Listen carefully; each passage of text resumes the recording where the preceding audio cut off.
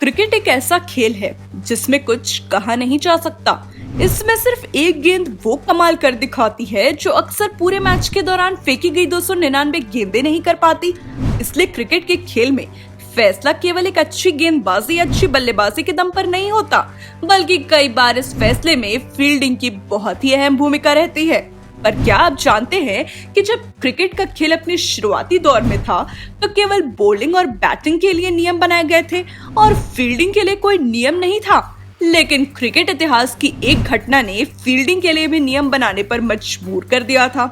28 नवंबर 1979 Sydney का मैदान, मुकाबला इंग्लैंड बनाम West Indies, Benson and hedges cricket series 1979-80 का दूसरा मैच। इंग्लैंड ने पहले बैटिंग करते हुए 211 रन बनाए थे। इस मैच के बीच में बारिश हुई तो टारगेट को बदल दिया गया और वेस्ट इंडीज को 47 ओवर में 199 रनों का लक्ष्य दिया गया। वेस्ट इंडीज को आखिरी ओवर में 10 रन चाहिए थे।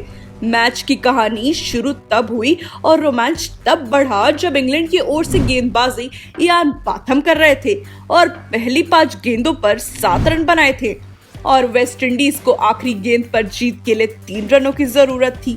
ध्यान रहे कि इयान बाथम की गिनती उन गेंदबाजों में होती थी जिन्होंने कभी भी नो बॉल नहीं फेंकी। इंग्लैंड सीरीज का पहला मैच हार चुका था, इसलिए उसे इस मैच में हर हाल में जीत दर्ज करनी थी। इसलिए इंग्लैंड के कप्तान ने एक ऐसी फील्डिंग लगाई कि आने वाले इतिहास में क्रिकेट पूरी तरीके से बदल गया। आपको जानकर हैरानी होगी कि इंग्लैंड के कप्तान माइक ने चौका या छक्का रोकने के लिए टीम के विकेट कीपर सहित सभी 10 खिलाड़ियों को बाउंड्री पर लगा दिया। उस हालात में या तो दौड़कर 3 रन लिए जा सकते थे या फिर छक्का लगाकर मैच जीता जा सकता था। पर आखिरकार मैच का परिणाम इंग्लैंड के पक्ष में गया और वेस्ट इंडीज केवल 2 रन से यह मैच हार गया। हालांकि इंग्लैंड के कप्तान द्वारा लगाई गई इस तरह की फील्डिंग उस समय नियमों का उल्लंघन नहीं थी, क्योंकि उस समय यह तय नहीं था कि कितने खिलाड़ी बाउंड्री पर लगाए जा सकते हैं और कितने 30 गज के घेरे के अंदर रहेंगे। फील्डिंग के नियम मुख्य रूप से 1980 के दशक में बनने शुरू हुए थे और पहली बार फील्डरों की नियुक्ति से संबंधित नियमों को 1980 में ऑस्ट्रेलिया में खेले गए एक दिवसीय मैचों में लागू किया गया था। वर्ष 1992 के वर्ल्ड कप में यह नियम बन गया कि पहले 15 ओवर में 30 गज के घेरे के बाहर सिर्फ 2 खिलाड़ी ही बाहर रहेंगे और 16वें ओवर के बाद घेरे के बाहर 5 खिलाड़ी रखने की इजाजत होती थी। साथ ही पावर प्ले के दौरान 2 खिलाड़ियों को कैचिंग पोजीशन पर रहना भी जरूरी होता था। आईसीसी ने पावर प्ले से संबंधित नियम सबसे पहले 2005 में शुरू किए थे। आईसीसी ने मैच में कुल 3 पावर प्ले को लागू किया था और पावर प्ले को 20 ओवरों का बना दिया गया था। ये 3 पावर प्ले थे। अनिवार्य पावर प्ले 10 ओवर। इस दौरान फील्डिंग करने वाली टीम 30 गज के घेरे के बाहर अधिकतम 2 फील्डर रख सकती थी। दूसरा बैटिंग पावर प्ले 5 ओवर। इस पावर प्ले में 3 फील्डर्स को 30 गज के घेरे के बाहर रखा जा सकता था। साथ ही इस पावर प्ले को 40 ओवरों तक इस्तेमाल करना जरूरी होता था। तीसरा bowling power play 5 over.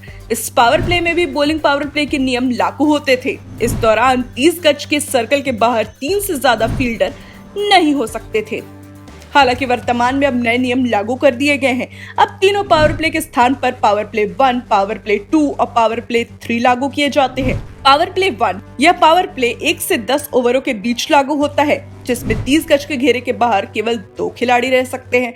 Power play 2 यह पावर प्ले 11 से 40 ओवरों के बीच लागू होता है, जिसमें 30 गज के घेरे के बाहर केवल 4 खिलाड़ी रह सकते हैं। पावर प्ले 3 यह पावर प्ले 41 से लेकर 50 ओवरों के बीच लागू होता है, जिसमें 30 गज के घेरे के बाहर केवल 5 खिलाड़ी रह सकते हैं। टी20 की बात करें तो टी20 मैच में केवल एक ही पावर प्ले होता है, जो कि पहले 6 ओवर में लागू होता है। इन 6 ओवरों में 30 गज के बाहर केवल 2 खिलाड़ी ही रह सकते हैं। बाकी के 14 ओवरों के दौरान 5 खिलाड़ी 30 गज के घेरे के बाहर रह सकते हैं। यही कारण है कि टी20 मैच में पहले 6 ओवर में अक्सर सभी गेंदबाजों की जमकर धुलाई होती है और अक्सर यह पावर प्ले ही तय कर देता है कि मैच में किस टीम का पलड़ा भारी है। इस प्रकार एक बात तो स्पष्ट है, यदि 1979 में इंग्लैंड और वेस्ट इंडीज मैच के दौरान यदि यह घटना न घटी होती तो ऐसा नामुमकिन था कि आगे कई सालों तक क्रिकेट के लिए फील्डिंग के नियमों में कोई बदलाव किया जाता।